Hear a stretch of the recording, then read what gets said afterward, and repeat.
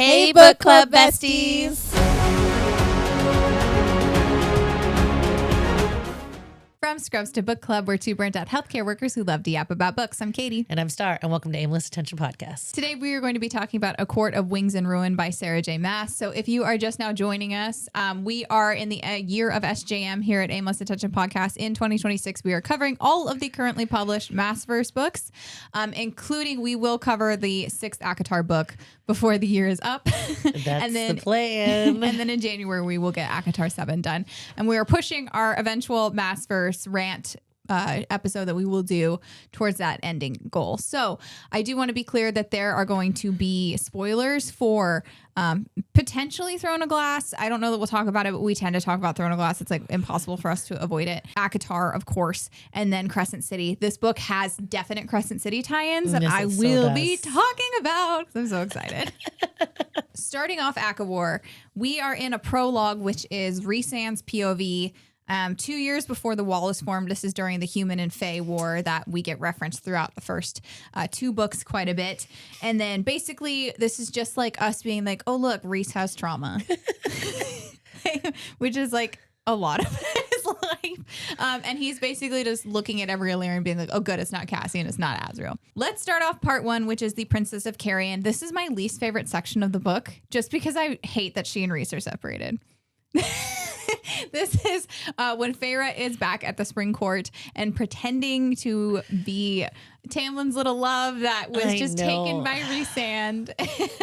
Well, it was really devastating when I read this because I thought she totally went back. Oh, really? Like, I really did not catch it like right off the bat. I was fully like, what the fuck is happening and why did she go back? Mm-hmm. And the worst part is when you're I don't listen to enough of these kinds of books like to be like, I'm like a murder mystery girl, so mm-hmm. I'm like, oh, I can solve this in 5 minutes, like he did it. But this one I was like, because women do it, women go back all the time. Mm-hmm. Like they're like, oh, he's a dick, he loves me. So I was so confused. I was like, what is she doing? What is she doing? So yeah, I was super fucking devastated because I was like, wait, we like the other one. What's wrong with you? I think the only reason I wasn't worried about it was because at the end of ACOMAF, we got Rhysand being like, she's the high lady of the Night Court, and now she's my spy and stuff. So like I was like, okay, no, like Rhys gets it. And then I think at the end of ACOMAF, she's like, basically like, there's a wolf in the court now, you know, like. I guess I kind of didn't really, I got it, but I was like, I guess like she just plays the part way too well. Mm-hmm. And she's super naive. So my brain was like, oh God, she like went back and she's like an idiot. And I just was like, we're starting this all over again. She's an idiot. Shake her. I do have to say, ACOWAR is not my favorite of this trilogy because, I mean, ACOTAR is basically set up as the trilogy of Rhys and Feyre, the novella, and then going into Nesta's book for Silver Flames. So out of the trilogy, it's probably my second favorite. I think ACOMAF first, ACOWAR second. ACOWAR, though, has so many just key moments that are burned into my brain, like that I cannot get out of. But so Feyre kind of goes into the Spring Court and she's like pretending to be like, oh, I'm just painting flowers because I paint now, and good old Timmy Tam she's living in a different room because Timmy Tam destroyed her bedroom, and now she's across from Lucian, which is going to be a massive thing because she's going to use Lucian as a pawn in her little game here. And this is also, I just don't understand how she got so smart so quick. She does. I mean, how long was she in the Night Court in ACOMAF? Because I think by the time we get to the battle in ACOWAR, like the final battle, I think it's been almost a year since she came since she was turned Fae. I know, but that's what I'm saying though. Like that's not very long to be like. I almost wonder. Spend your whole life being a fucking idiot, and all of a sudden you're just smart. Like I just feel I just feel like it's an asshole move. Like, give me a break. You're not that clever. Like I think I think the thing is that like ACOTAR, the last 200 pages was her wising up. I guess. But I don't feel like you get that smart that quick. I don't care. Your IQ doesn't maybe 2 points. Like you're not gonna get like. I think also to be fair to Feyre, I don't know that she was given, because first of all we know she wasn't taught when she was a kid, and then Tamlin was happy to have her be just a dim little dutiful wife off to the side. So like it wasn't until Rhysand came in and said, no, you are a full-on human, like a full-on person who is capable of making their own choices and being intelligent enough to make those, and I'm going to back you up and give you the tools to do that. I guess so I get think that, but it feels like, I don't know. It feels like she got smart too fast. Like it was just like, I don't want to be disrespectful, but it was like, come on. I mean, yeah, it was a quick turnaround to be like, to end ACOWAR with her being like, Tamlin was just protecting me, to be at the end of ACOWAR to be like, I am the High Lady of the Night Court.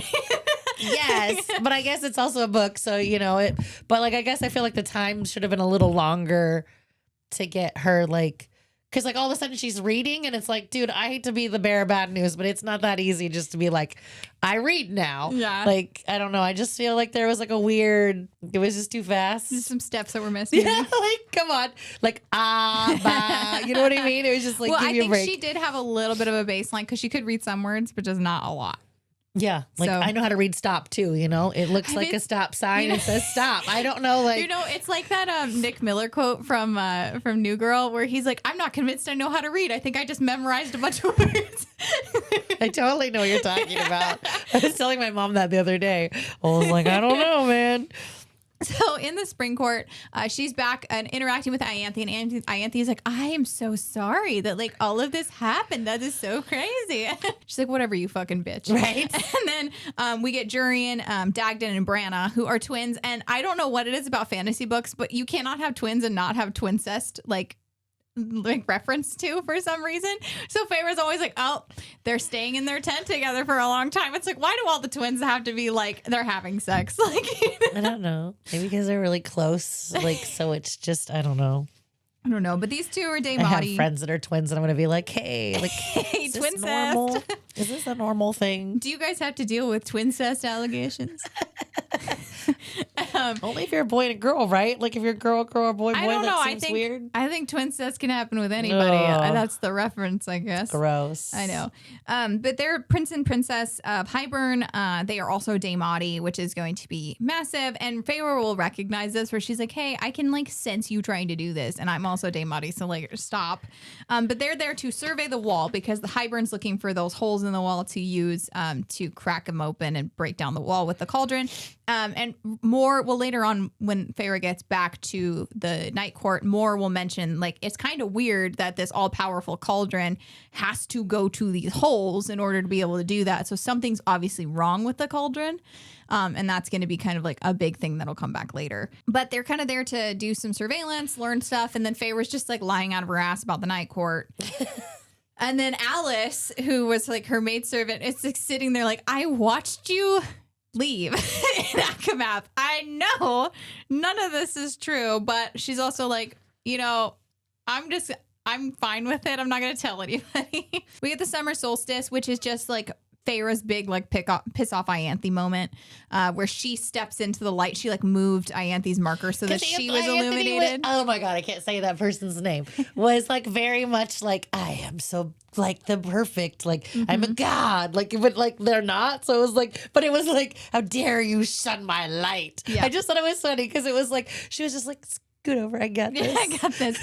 And she glows and she like glows with the decor. Yeah, it was just funny. And like, everyone's just like, oh my gosh, she's so, look at Feyre Cursebreaker. She's here and she saved us. Like, and Ianthe's like, up in the corner. And then she grabs Lucian's hands, which Tam was like, why? You won't even like be like intimate with me. Why are you comfortable with Lucian? Yeah. Right. We'll get some moments with like Rhysand and Feyre talking down the bond. This happens a few times. Obviously, they're like in the distance to each other, so they can't talk a lot, but they'll do it every once in a while. did you spell that on purpose? The first step in the plan to get tampon jealous? Just you wait through the rest of this outline. I thought at first I was like, it's a misspell. Nope. And I was like, she misspelled. And then I was like, no, Look I at read the- it. look I read at- it like 3 times. Look at the bottom line. I see. Yes. I realized at least I know how to read. I thought you misspelled it though. I was like, were you typing fast? Because I said tampon. Yes. I totally was like, I do not name Tamlin in this entire outline. So Feyre eventually will have a nightmare, and then she like intentionally like makes her room look all a mess, and like she's all sweaty and stuff, and then she goes to Lucian's room in like or I think Lucian comes to her. Anyway, she's in like lacy nightgowns and stuff, and then she's being held by him. And she intentionally like puts a sound bubble over them until Tamlin can like sense them, and then she like removes it, and then Tamlin's like, "You got to be freaking kidding me." He is called Tic Tac in this section. I saw that. I was like, "This is great." I was like, "No wonder why you were like, you're gonna love this." I was like, "Wait, Tic Tac." The overall kind of the ending of her time in the spring court. I called this the downfall of tissue. So. I don't know if I'm going to be able to read this. So they go to the wall multiple times. Eventually, like the second time they go, Dagda and Brendan kill a couple of the children of the Blessed after Feyre's like, no, let them go back home. Like, that's crazy. And then Lucian and her send the bog after them, and that makes Taco Shell super angry. It's going to be hard not to laugh through this whole thing. So, Feyre gets back, and then he's like, how dare you do this? And then he explodes, and she intentionally doesn't put a shield up, so she gets injured. She gets like thrown against a wall, and then Rhysand's like, are you hurt? Are you okay? And she's like, yeah, I did it on purpose. It's fine. And then I don't know. I don't know if I can handle, like, I know Rhysand's like 500 years old and has had plenty of maturity to like, but I don't know, dude. Like, men are very like, you hurt my woman. I think it was a lot of restraint on Rhysand's part. He was being like tied to the bed. Basically. I just picture like a werewolf like, rah! I could imagine him like halfway to the spring court, and she's like, I'm fine. And he's like, okay, fine. Okay. I trust you. I don't know, dude. I would be like, fuck that. Plus, who would want to beat that blonde man's ass? Like, it's like, tack. Seriously, he already killed his mother and sister. I know. I couldn't fucking believe that. I was like, are you fucking kidding me? Which, by the way, Feyre does find out that Rhys's mother and sister's wings, because they were on display in the spring court by Tamlin's father. Tamlin burned them at one point because he felt like it was inappropriate to show them up. So I felt like at least he did that. If we're going to give Tamlin any grace on anything, at least he was like, okay, I'm going to not have this on display in my house. But like, still, it was his fucking fault they died in the first place. Right? So, no. So Tagalong ends up punishing a guard for losing keys, which Ianthe stole. And the guard's like, oh, Ianthe stole them. And he's like, no, she didn't, blah, blah, blah. And this makes the sentries lose confidence in him. So she's made Lucian start losing confidence in him, the sentries. And then like Ianthe's going to stop losing her influence. And this is all part of the spring court's downfall. Yes. At this point, Feyre will end up making an attempt to escape, and this is the third time they go to the wall with the twins. The twins are like, oh, Hybern has all of these different territories that are going to help, and they have like hundreds of thousands of legions of people that are Fae that are going to fight in this war. And she's like, oh shit, this is like actually a lot more than I expected to have. In that meantime, she hears all that, then she finds Lucian is held up by it's like the ancient cuffs that Rhysand had been tied up with in ACOWAR. And Ianthe's trying to sexually assault him. So, didn't you say at one point that you thought that the two of them were actually, like, mated? No. I think Tamlin and Amarantha were mated. Okay, that's what it was. Yeah. I had the wrong, like... I think that Lucian and Vassa could end up together. I'm just curious why she was like, let me just molest you. Well, and so we also know that because of on the last Calanmai, Feyre wasn't there because she was in the night court, and Tamlin was like so hung up about it he couldn't go through with the rite. So Lucian took his place and ended up having to sleep with Ianthe, which was super excited. Mm-hmm. We also will have, I think it was in this book. How you could get up to do it? Like, no, I would need like blue pills, right? What's the Fae equivalent of the blue pill? I don't know. I was curious. Is it just the fact that you're going to reinvigorate the magic of the land that just like gets it up? I was like, it's a green pill. It's like, in a little spring court, it's a green pill. You just eat like a flower.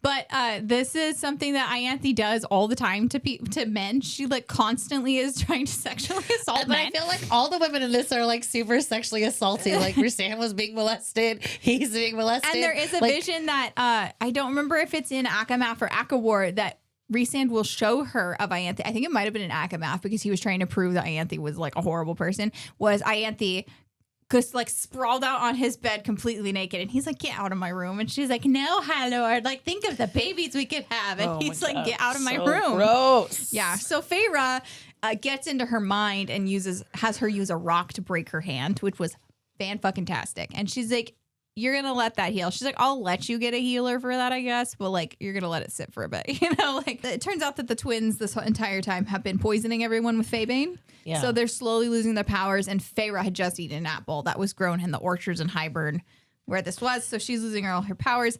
Lucien and Feyre end up managing to kill them, though. Feyre stabs Dagden through the eye. She like winnows to him and distracts him and stuff. And then Lucien beheads Branna. And then they got to run. So And just like how Lucien wasn't bothered that she got like stabbed in the eye. I was just like, he's like, all right, we're doing this today, I guess. yeah, but he's the one that was like, wasn't he stabbed in the eye? Wasn't that like Amarantha took his eye out. I don't remember how. Oh, for some reason I thought it was stabbed. He does have that metal eye though. This section I call Fire Boys because they're gonna go through the Autumn Court. And they're going to run into Lucien's brothers a few times. And Lucien's brothers, we remember, are terrible. We get to we had known that Lucien had a true love, I guess, in the past that had been killed by his father and brothers, or his brothers didn't help or whatever, and his father killed her. Her name was Jesminda, and we kind of get more of the backstory of them during this time. And they're like staying in caves. They're freezing together because they're trying to get to the Winter Court border. They have multiple encounters. And then Eris will know kind of has been working as a double agent because he doesn't like his father. But anyways, one of the biggest moments in ACOWAR happens when they're fighting on the frozen over lake. And Feyre is like bound with fire. And the Lord of Bloodshed, Cassian, smashes onto the ice and just obliterates everyone. Azriel shows up. So it's huge. When this happens, I remember reading ACOWAR for the first time being like, yeah, it was so fucking good. And I would love to see Whimsy Gossip make this, just this section alone. Cause I just want to see that guy. I can't remember his name. Oh my God. I love him though, but he plays Cassian and just see him land. I could just I can fucking see it. Anyway. Katie sends me this stuff all the time. I'm like, watch this Whimsy Gossip thing. I almost sent you their BTS of they made the Where Is My Wife sections of Empire of Storms. And I know you would have been like, I don't fucking care, Katie. I don't, but I would have watched it. The guy who plays to Rowan, tell you though, that I am don't care. So excited for. Anyways, that's my side note. Watch Whimsy Gossip's fan right? films. They're fantastic. I honestly have to say their acting is great, and they do look like how I picture the characters. So it's not like they don't do a great job casting, but my brain is like, I just like Katie's like way more like. You would think that like for somebody that likes to like listen to the audio and like that I would want to watch it, but I don't know why. I'm like, oh, I don't love I don't know. Like, no, I can't, like I said, I can't picture the characters. So I'm just like, give me all of this. I want to see it on screen. And then that's what I see when I read now. That's like, I read, I knew the casting for Off Campus before I watched before I read the series. So that's who I pictured the entire time I read it. My sister said she struggles with reading it because all she can hear is their voices. And she's like, it doesn't read the same as the way that they talk.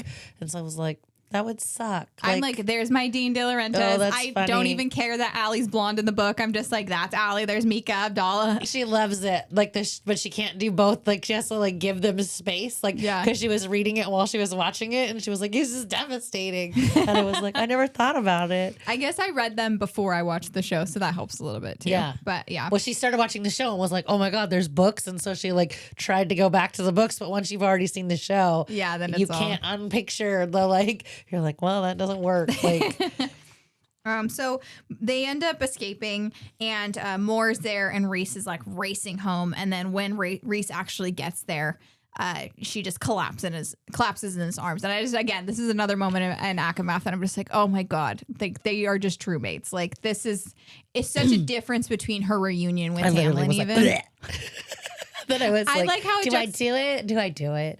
I like how it juxtaposed her reunion with Tamlin because it was very obvious. Beyond the fact that she wasn't in love with Tamlin anymore. But just even how they had interacted while she was in love with Tamlin, it just wasn't the same. It wasn't. I get it. And then they fuck in the bath. I know. I was that's what they do. I have to say, though, the I just sex can't scenes... picture him in the bath, though. Okay, so have you ever dabbled in the bath? You know? I guess, like, I need, like, he needs to be, like, a like one of those like hot It's tub baths. huge, Like, yeah. like it's like it's like double the bath and then like double the length. Cause my brain's like, bitch, your wings alone. wings, like even if you and tuck he's that shit huge. in, you're like what? On like literally she's in the tub and you're just kind of like floating above it. Like Yeah. there's no way you're in any water. Like I need to know, what Yeah. does the bathtub look like? Is it a fucking cauldron? Is it like literally the bathtub's like a huge? You know what? I'm trying to think. Do they actually fuck in the bath, or is this when Reese says he needs to get a bigger bath so they can sleep in the bath, like they can fuck in the bathtub together? Because they do fuck in the cabin, but the cabin has like that like hot tub type bath. So I'm not sure. No, but I I don't do remember. know they have sex here. I don't remember, but I picture like the kind of standard ass bathtubs that that every Just a American teeny has, tiny one. and then I picture like Roseanne's like just like I'm coming, baby, like, and then he's not even his wings are tucked, so His it's like wings even worse. It's like his like fucking shoulders are still like I can't imagine. He's like a Farrah's just football like- player coming in with all his fucking shit. I'm just like rah. She hasn't even gotten in yet, and she's just looking down like, where am I gonna go? And he's like, right here. There you go. Right there. That's it. I just pictured it the wrong way. We need to just reverse the situation. reverse it. She can just sit on top. Yeah, no, I just wasn't. My brain was like, dude, it's been a just minute. a little bounce. It's been a fine. minute. But I do want to point out that I think ACOWAR, even the sex scenes with Tamlin were hotter than some of the ones in ACOWAR for me. Yeah. Just because they're really inappropriately placed. Like, I feel like there's one where, like, this one was fine. I felt like it was like I just this love one that makes they're sense. inappropriately placed. You just kind of threw them in there for shits and giggles. No, it was just like this one makes sense. This is like they're reuniting and stuff. And I think like ACOMAF, especially, chapter 55, is known for the sex scene with the paint and everything else. Like that entire chapter is really hot. And I think Rhysand and her flirting together is still really hot. But there's a couple times where Rhysand will mention, and it might have been in ACOFAS, he says this, but I think it's in this one, where he says that they like fucked over the city while they were flying together. This might have been at the end of ACOMAF or in ACOFAS or at the end of ACOWAR. I can't remember. But they like are literally flying together and then they just have sex over Valaris. Which I've seen have you seen the memes where they're just like, No, could you but I'm like, imagine do you're just you- like looking up like, oh, it's happening again. That wasn't my thought. My thought was, are you on your back and she's riding you while you guys are flying? I don't know how this works. How does this work? 'Cause I like, don't- is your wings just spread and she's just like, Because I don't know that doesn't he not have sex with his wings out? So my brain's Well, like, he did, but he does in ACOMAF. for some reason I thought it was later. Okay. No, So in it's- chapter 55, he has his wings out because he couldn't. He was That's right, too 'cause weak she to touches shift them, right? Yeah, and he was too weak to shift back out of his. I don't know like, why phone. these books, they start to blend together for me. Yeah. And then I start to mix in, I know this is going to sound terrible, but I start to mix in King Fisher. And then Yeah. I'm like, wait, that didn't happen. That was Fisher. Like, you're on the wrong fucking book. Pay Mm-hmm. attention. What book was that? But I've read all of these, but my brain's like, and then Farrah does certain things, and I'm like, no, that wasn't his wife. That was his wife, not. And those two I mix up quite often though, because she shifts into the vampires, and then every time I think of Ananthe, I think of that weird shape shifting thing in the fucking. Oh. And so I'm like, no, you have the wrong fucking book in your head again. That's so And funny. no, I could have read it yesterday, and I'm still like, my brain's still mushing the two together because they're similar in some aspects. Like they both churn Fae. They both have to learn their bodies. It's I don't true, know. It's yeah. just stupid things. There are But I'm like, similarities. every time you're talking, I'm like, okay, no, that's not that Which one weird. are we talking I'm about? like, that's not that weird fucking creature. She was the one that really liked the light. The other one was the one that liked the dark. Like, I have to like really be like, The pay Hazraks? attention. You Yeah, I have to thought like be like, pay attention. This one doesn't have the fucking fox in it. Pay attention. So the having sex over Valaris is interesting. I know Reese like shields them or whatever, but I'm just like, I don't understand the mechanics, and also it just seems like I don't know. And then they have Like, these, it's fantasy. they fuck- You can do whatever you want. they fuck in the war camp, and it's only inappropriate because she talks about how it drowns out the sounds of the injured and dying while they're sleeping together. Oh, that's right. But that was like, wasn't that just like they both needed a release though? They did. And But again, see, this again goes back to why I keep mixing up the books, though, because the other book they do something similar while they're Yeah. at war too. So it's like hard to be like, what book are we on? and I'm not saying people don't like sleep together as like, oh my gosh, I just need to have this intimacy before I go into battle, or I could Sometimes you die. just need the right? like the hormone release. Yeah, or the release. Like, I understand that. So I don't have a problem necessarily that they did that. It was Feyre's POV of like, it drowns out the sounds of the injured Yeah, and I dying guess I outside just- of the tent. Yeah. And then what else was it? I don't remember. It doesn't matter. It wasn't important. It doesn't matter. That's what my dad used to say. I guess it wasn't important. I guess it wasn't important. Oh, okay. So the only reason I bring that up is because she goes to, when they're at the High Lords meeting, when they're staying at the Dawn Court, she walks up to Rhys and is like, I don't think I can have sex with you here while Tamlin's here. And I'm like, okay, first of all, I know that you guys like fuck all the time, but like Rhys probably understands maybe like you take a night off, you know? But I was just like, why is this your first? Like, you walked in the bedroom, like, I can't fuck you while Tamlin's here. I don't know. Death and dying, though, different story. Anyways, back to where we were at. Feyre just got back to the Night Court. She reunites with her sisters. Elaine has turned in on herself and is like withering away. Nesta is a huge bitch. They're laying, and she reads smut. Which is weird. I don't know. She just went from like being this like stuck up person to being like, oh, smut. She was a bit of a prude, right? Yeah, and then she's like, it's not like if it was Elaine, I'd have been like, all right, I can see it. Like, but Nesta was like, yeah, and she was kind of a bit of a prude, and then she does eventually turn to drinking and sex, which is weird, right? Like, you get what I'm saying, like, and I mean like super like what we used to call straight edge back in the day, right? Yeah. Like where she was just like proper and prim, and you didn't do drugs, and you don't say cuss words, and you don't drink coffee, and like you're just like, right? And then now she's reading smut books, and she's at the bar getting drunk and sleeping with every fucking guy possible. But I think that also is a testament to what kind of broke in her when she went into the cauldron. I guess so. It was just a weird, like, I just can't imagine it. I know. And then poor Lucien is living at the House of Wind as well when they move in. And Lucian's like, can I see my mate? And they're like, no. She's not your mate, man. And I was going to say she's not your mate, but then I was like, that doesn't really work. Which kind of sucks because, like, they're like, stay away from Elaine. And I'm like, okay, I get that Lucien was Tamlin's, like, second. But he's also making up for it by coming here. He is distrustful of the Night Court for obvious reasons. Like, I think... I'm okay on Team Lucien at this point for how he's behaving because like I get it. I understand why all of this is such a huge shocker because let's not forget that Feyre was the exact same fucking way when she went to the Night Court the first time in ACOWAR.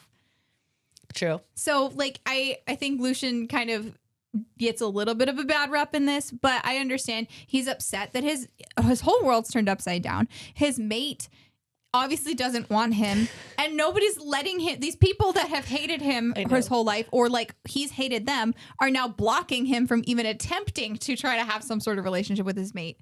So like I get how he could be frustrated with it, but I was just thinking, you know what the really big problem is, which is really funny? He's a man.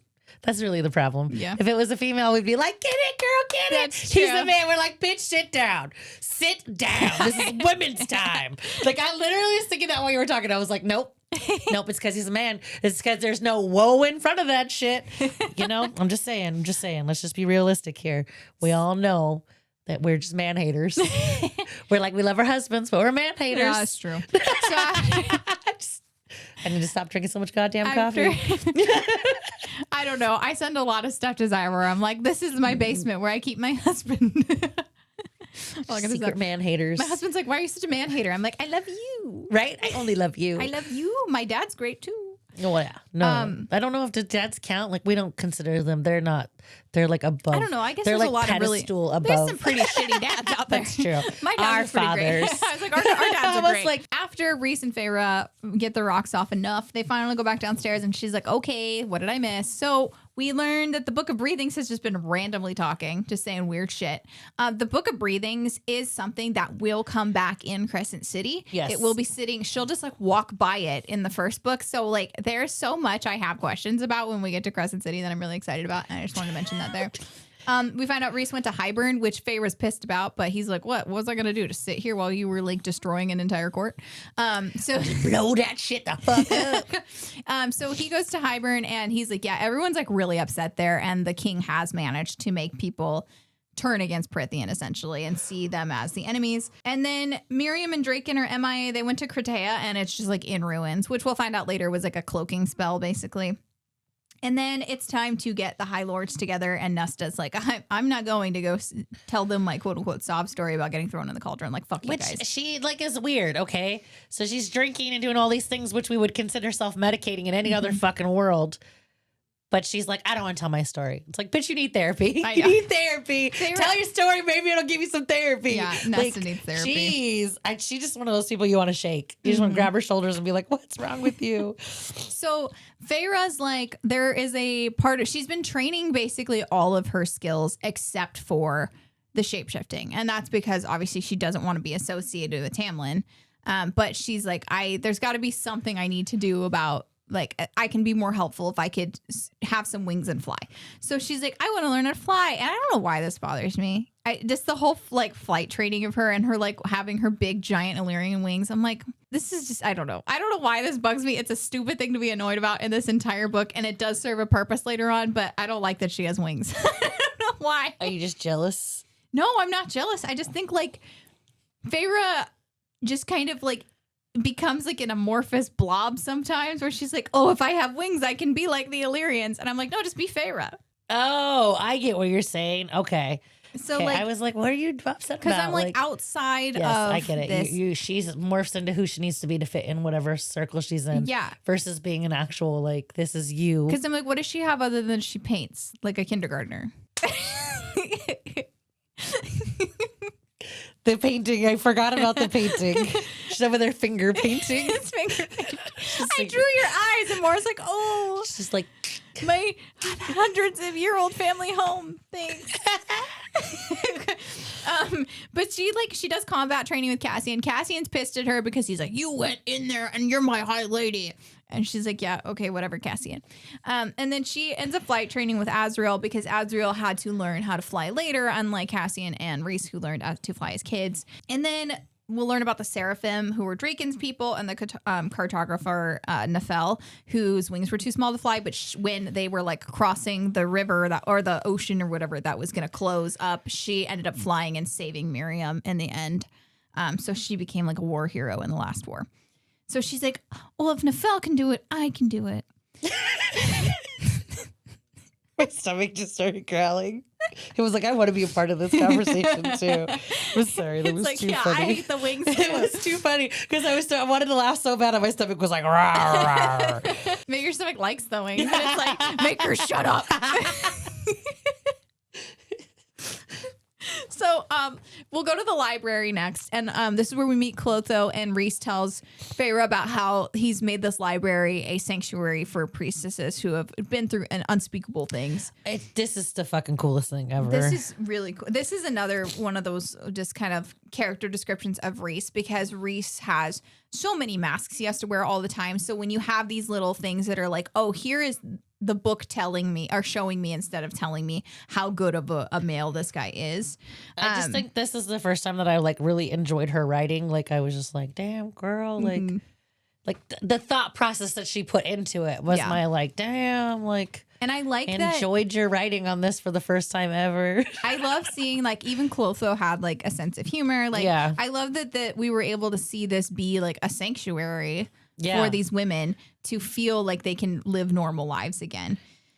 So Rhys does try to convince her to try to fuck in the library, and they're both just like flirting with each other back and forth, and they're like, okay, fine, I guess we should research. And then he goes to a different level. They also like look over the edge, and she's like, what's down there? And he's like, Cassian went down there one time, freaked the fuck out, and will not come back in this library. That is our queen bee Bryaxis down there. She is she is so fun. I love Bryaxis.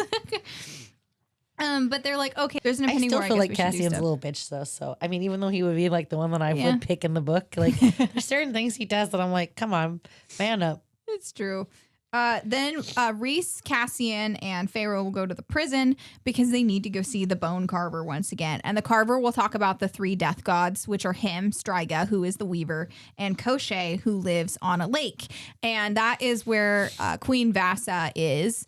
And we won't know about her necessarily until later on when Elaine starts having those visions. So it'll kind of like tell us about her.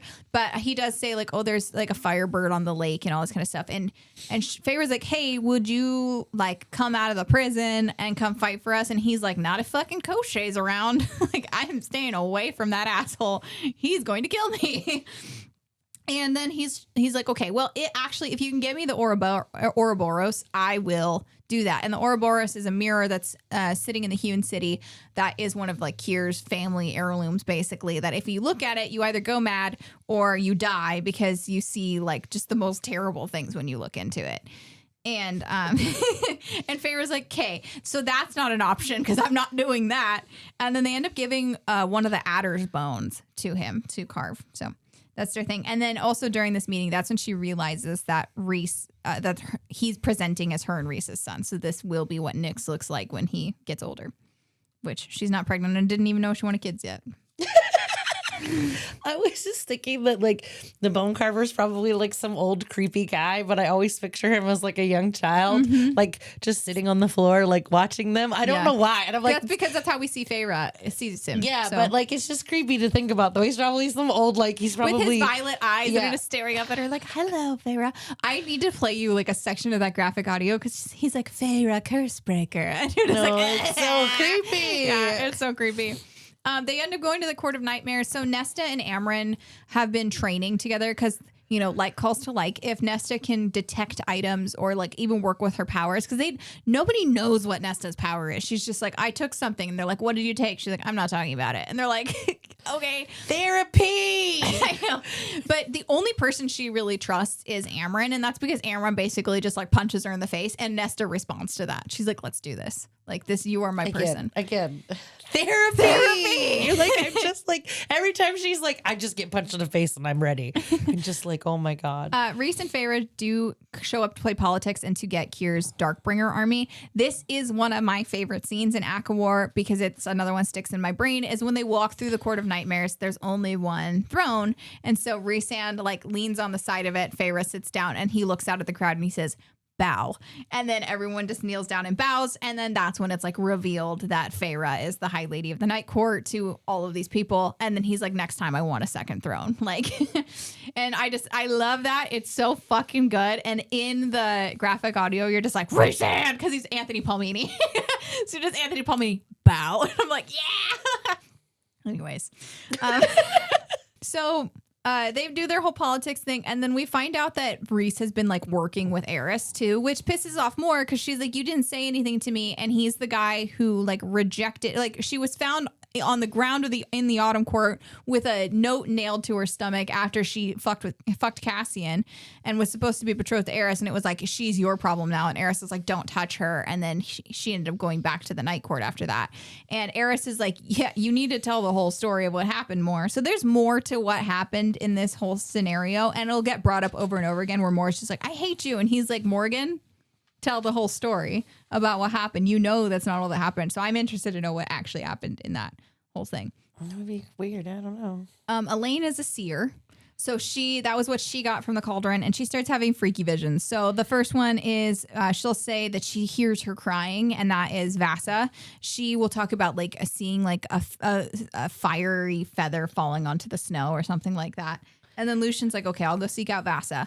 Then there's the twin ravens are coming, one white and one black. And this will be when Nesta and Feyre get attacked in the library. And Feyre will go make that deal with the queen herself, Bryaxis, to go kill the ravens. Rhys will go ballistic and kill a bunch of people too.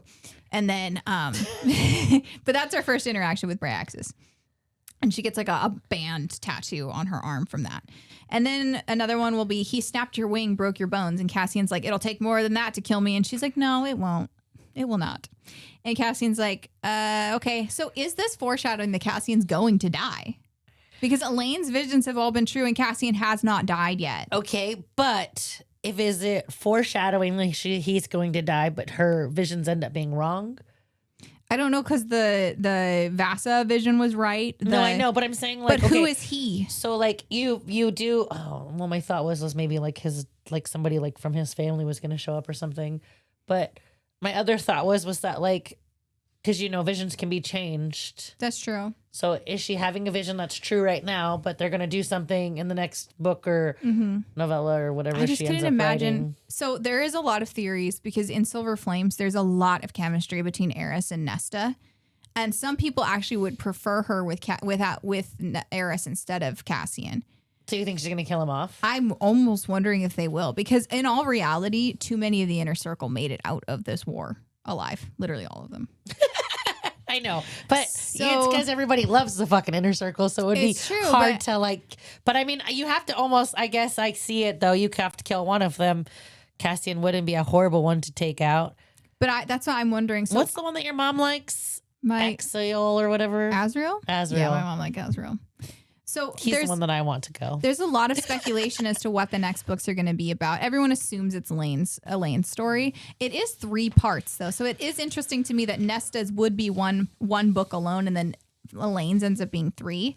Granted, I think Elaine has a lot of complicated things she has to get through, but so did Nesta. I don't think that her books are going to be all 3. I think there's going to be something we're just not expecting. Like I think Elaine's so, going to have too. a book, and then there's going to be 2 books we're just not ready for. Because the villains at the end of this, quite honestly, like we'll get some more in Silver Flames, but Koschei is like not dealt with in Silver Flames. So I think that Koschei is going to probably come back, and I want to know because it doesn't specify in Elaine's vision here who he is. Yeah. So that's why I'm like, who is this he that potentially is killing Cassian in the future? So sorry to all the Cassian people if he ends up dying, and it was predicted.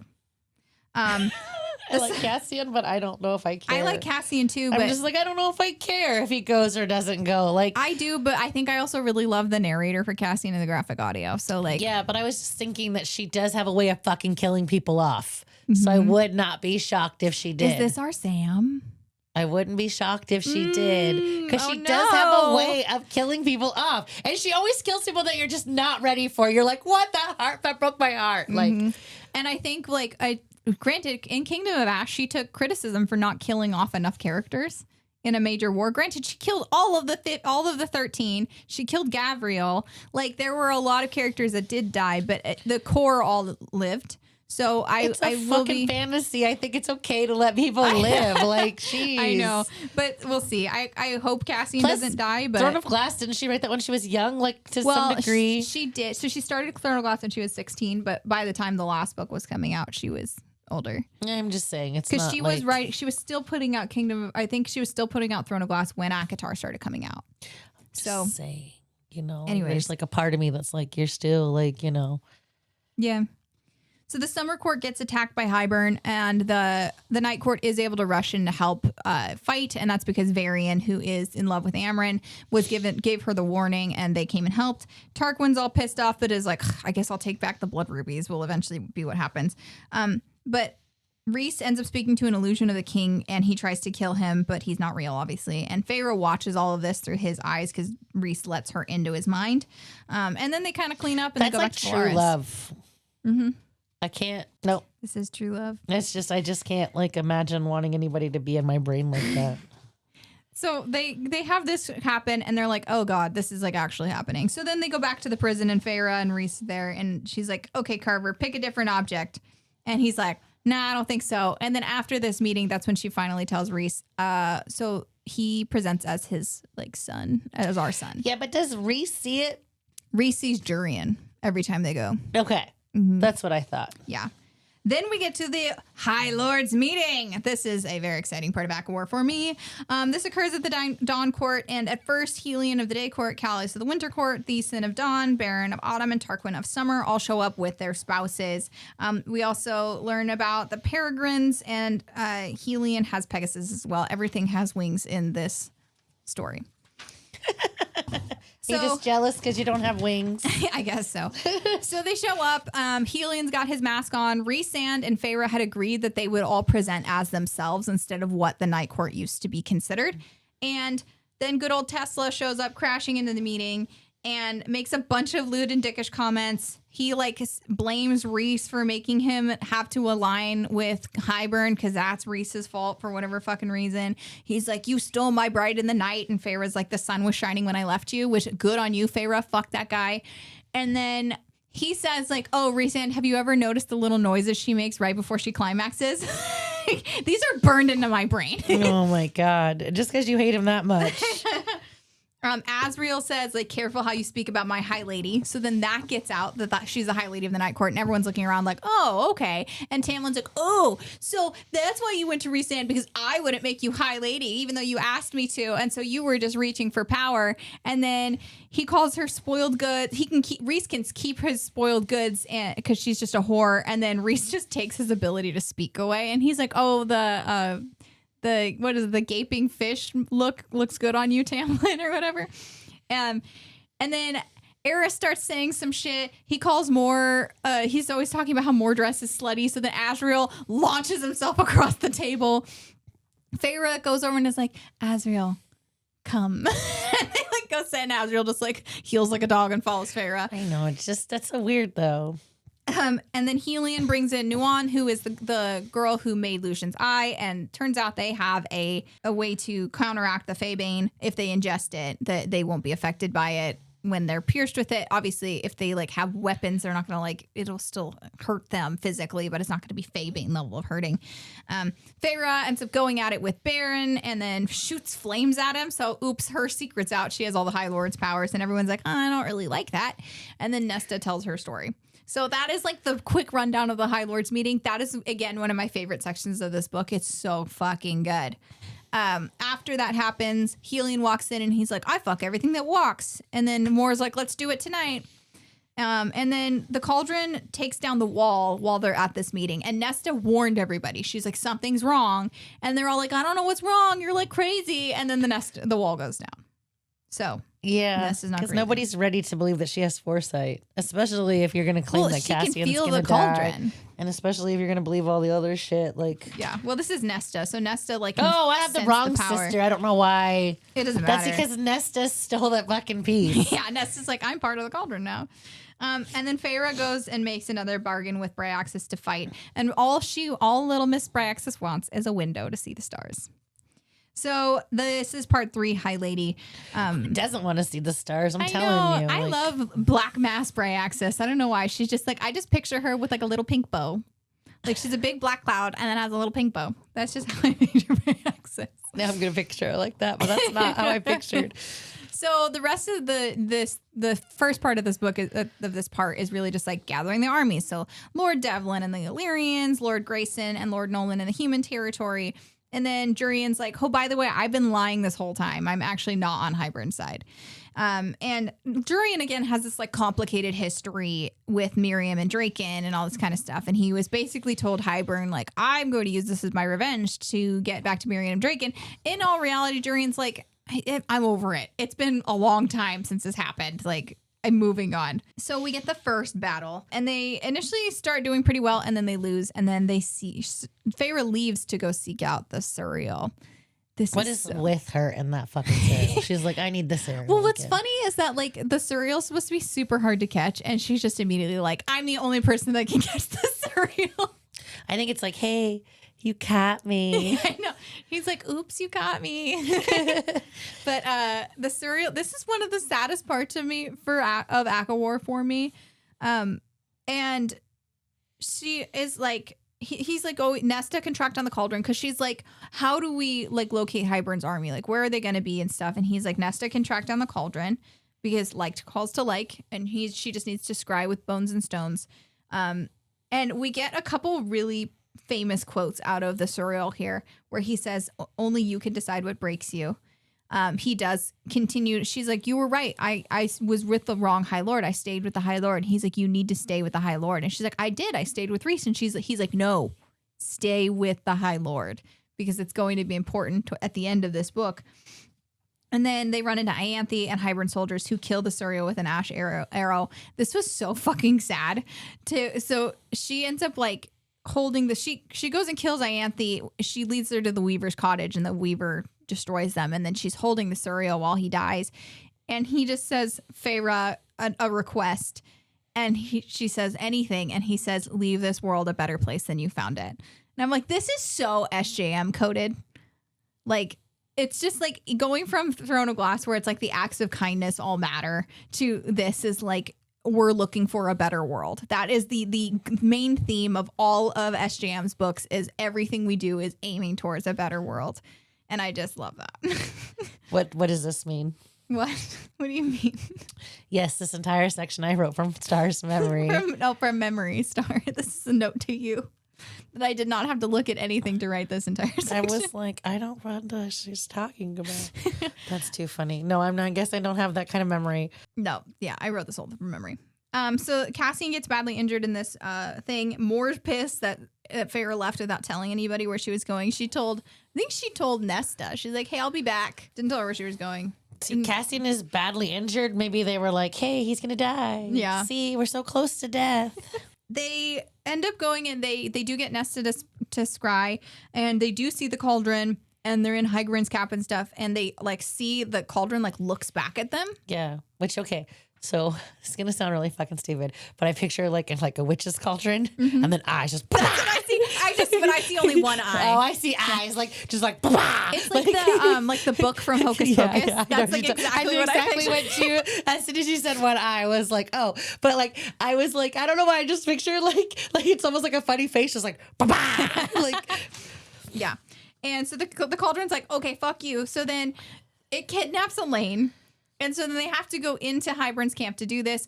They don't know that Ianthe is dead at this point. So Farrah disguises herself as Ianthe to get into I don't know how you can like just like, does she just so like easily, you can just be like, I can change and morph into everybody. I mean, I know she just is like, you said she's like a blob and she's just like, what did you do? Like, today I'm going to be whoever. I don't know. It's just, that's not how I picture her. So like my brain's like, I picture her as like, I don't know. Like super gorgeous, like all of the time in like a green dress, almost like, okay, ready? Disney reference. The chick from the Irish movie. Oh my God. The Irish movie? So getting cut right now because that's so racist. the girl in the green dress with the 3 little bears for her brothers. Brave? Merida? Brave. Okay, I picture her as Brave. They're Disney... Scottish, by the way. Okay, cutting all of this. Not cutting any of this. The Disney girl from Brave. Mm-hmm. That's who I picture her looking like. This like really cute, like little redheaded, like but with straighter hair. That's how you picture Farrah? Yeah, like with straighter hair. Not at all. I picture the Farrah. green dress. Hey, I had to do my Disney reference. That's fine. It's not 100% how I picture her. I picture her more card. Like the mom, I guess, because doesn't the mom have straight hair? We haven't seen the mom. In Brave? Oh, yeah, the mom has straight hair in Brave. Yeah, I picture her like Brave. Okay, I guess I could kind of see that. I just don't picture her with like reddish hair. Let's get the... What do you mean she doesn't have reddish hair? I thought she had reddish hair. She doesn't have reddish hair. No. She has like light brown hair. Everybody with red hair. I know you do. That's what you're into. I don't know what my problem is. I seriously picture... Wow. Maybe I don't know colors. Maybe I'm colorblind. Maybe you need to hang out with my daughter some more. I'm colorblind. Like my hair is totally brown. Like maybe I just fucking don't know the difference between colors. That's it. You need to spend more time with my daughter, who was very much willing to tell you what colors were.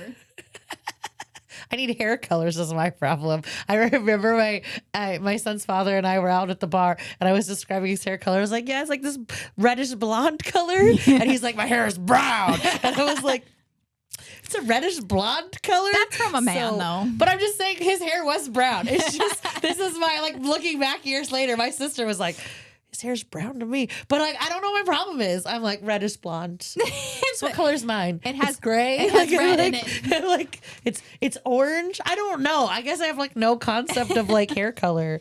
So Farrah and as Ianthe and Azriel break into the camp, they do end up saving like a human girl that was one of the children of the blessed that had shown up and was taken captive. And then Tuna Fish ends up helping them escape, and he like turns into his beast form and blah blah blah. They get out of there. The worst part is I picture him like the fish from SpongeBob SquarePants. That picture's just that fish's head just walking around, just saving their lives. Just.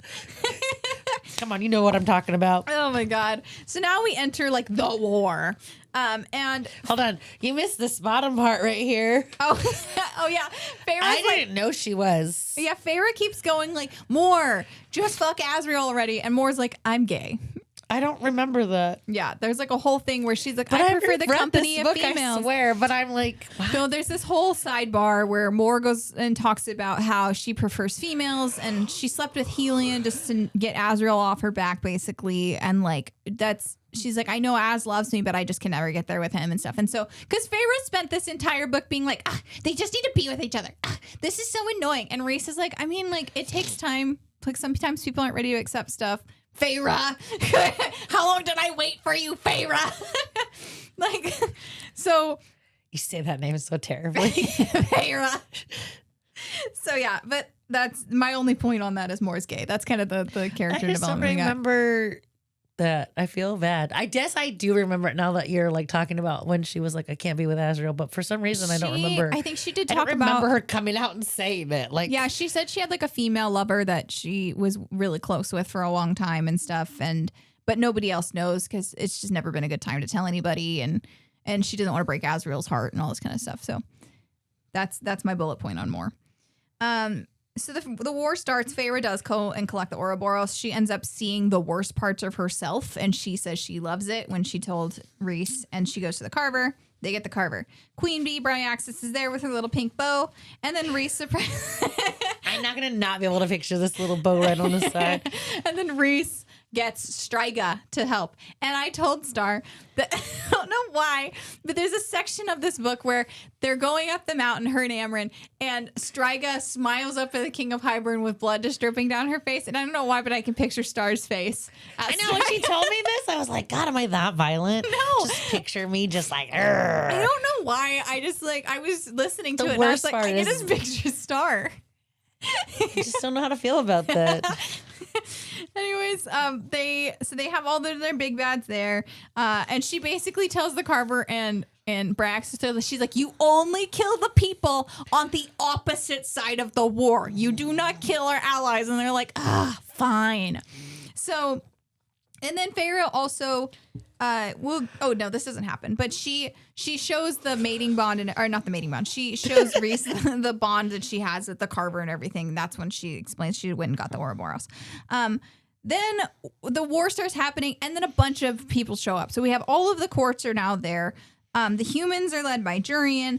The Illyrians are there. Draken and Miriam's people end up showing up, and they fly in with a big bunch of ships that are coming into the harbor, which are led by the Archeron's father, which does not make any fucking sense to me.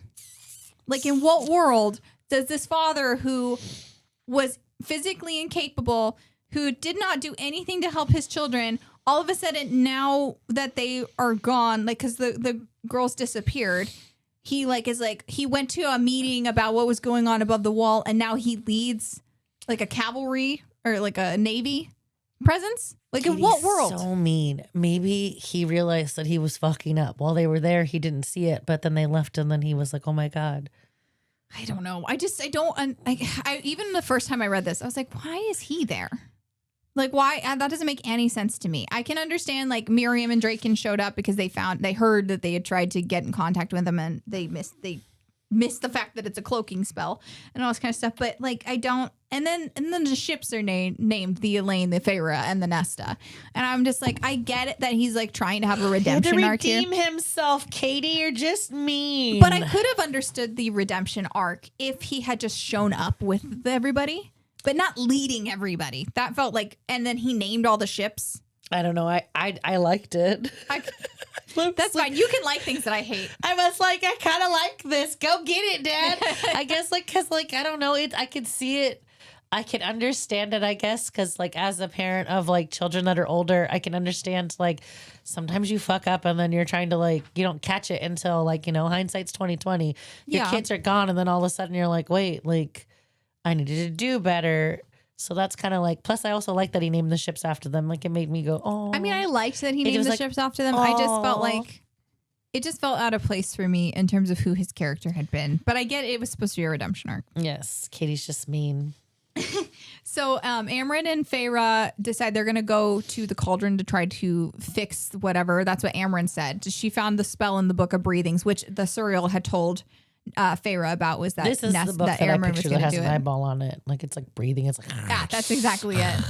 And so they're going to go to the cauldron and stuff. That's when they run into Striga, and Nesta is like, I will go be bait for the king so you guys can get there. Yeah. And so they're almost up there, and that's when, like, Nesta sends out her power, and they are actually, like, just below the King of Hybern, who's on, like, a ledge, and he sees them, and then he winnows over to Nesta.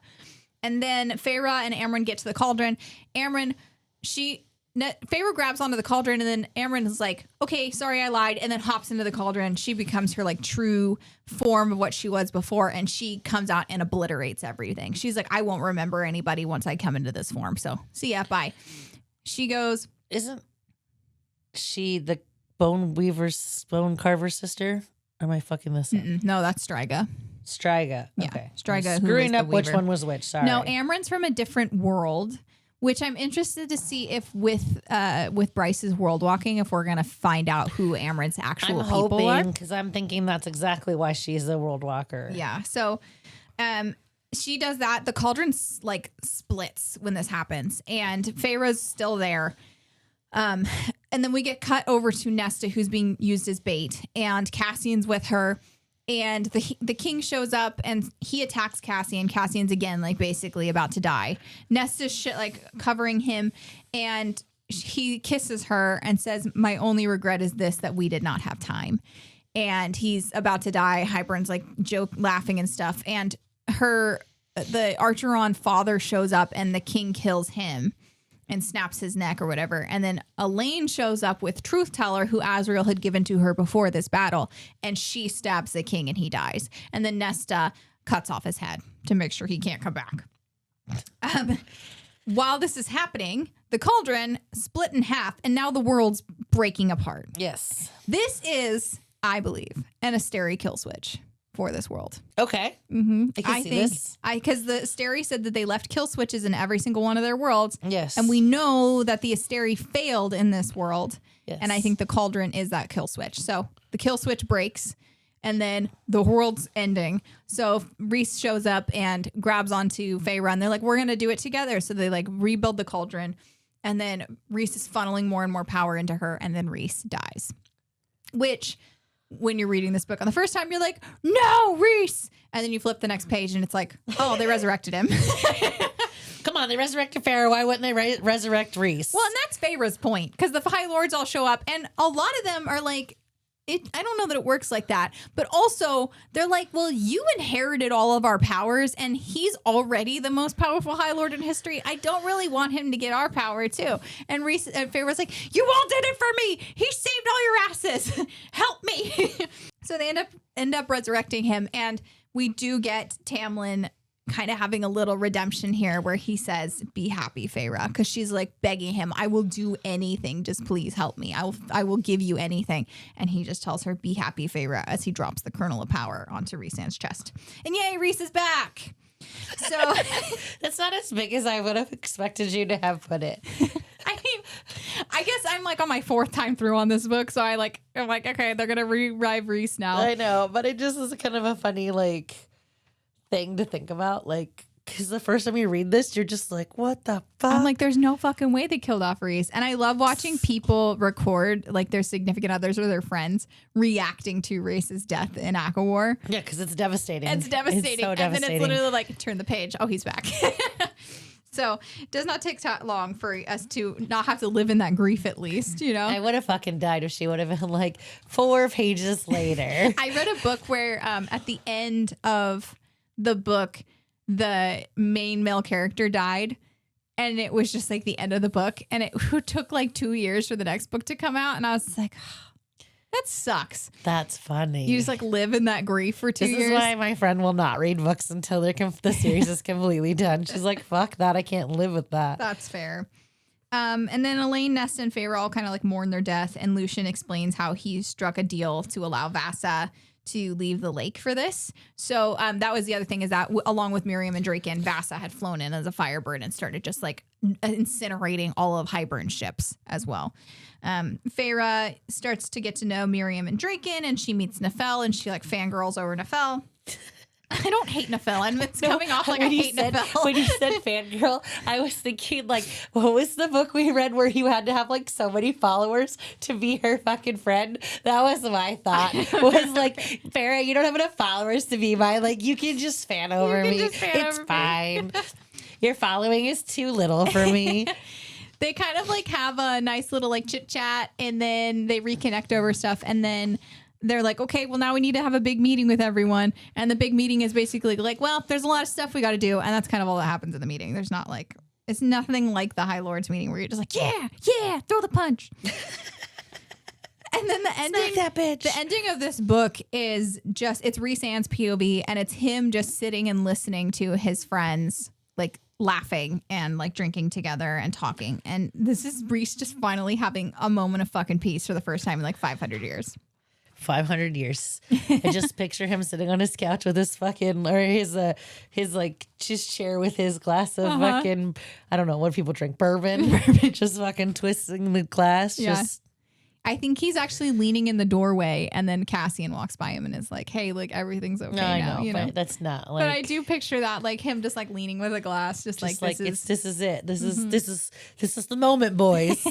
And this is our wrap up of the first 3 books, the story arc of Feyre and Rhys that will end with this, and then we'll kind of get our bridger with ACOWAR. So, What did you rate ACOWAR?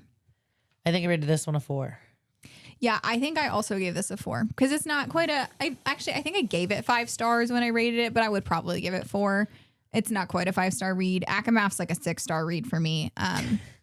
So like I really enjoy this book, but I don't think I can give it like a full 5. But yeah, that was our coverage of ACOWAR. Stick with us. We are going to keep going through the rest of SJM's books. We are powering through for 2026. If you are watching this on YouTube, I'm going to throw up a slide so you can see where you can follow us on social media, and we will see you in the next one.